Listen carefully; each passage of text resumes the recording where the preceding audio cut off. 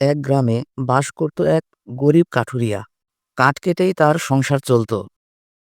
একদিন সে জঙ্গলে কাঠ কাটতে যাচ্ছিল। হঠাৎ তার সামনে এক বিশাল দৈত্য চলে এলো। দৈত্যকে দেখে সে অনেক ভয় পেয়ে গেল। দৈত্যটি কাঠুরিয়াকে বলল, আমি তোকে এখনই খেয়ে ফেলব। তখন কাঠুরিয়া বলল, আমাকে ছেড়ে দাও, আমার ঘরে ছোট ছোট বাচ্চা আছে, আমাকে যেতে দাও। দৈত্যটি কিছুতেই তার কথা শুনছিল না। তারপর কাঠুরিয়া বলল, তাহলে আমাকে একটা দিন সময় দাও, আমি কাল অবশ্যই আসব, তখন তুমি আমাকে খেতে পারো।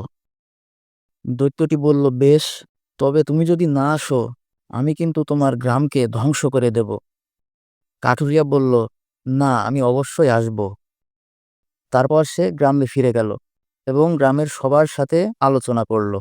কিন্তু কেউই তার সাহায্য করতে চাচ্ছিল না, ওই দৈত্যের ভয়ে।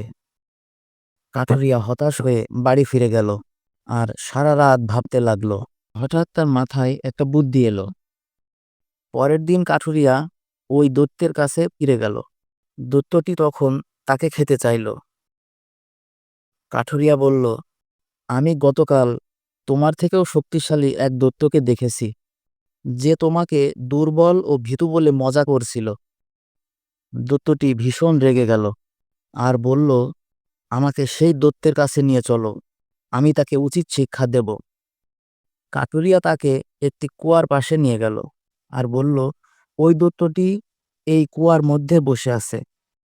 দৈত্যটি যখনই কুয়ার দিকে তাকালো, তখন তারই প্রতিছবি দেখতে পেল।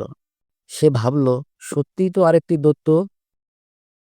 তখন সে কুয়ার ভিতর ঝাঁপ দিল আর পানিতে ডুবে মারা গেল। এভাবেই কাঠুরিয়া বুদ্ধির দ্বারা তার জীবন বাঁচালো।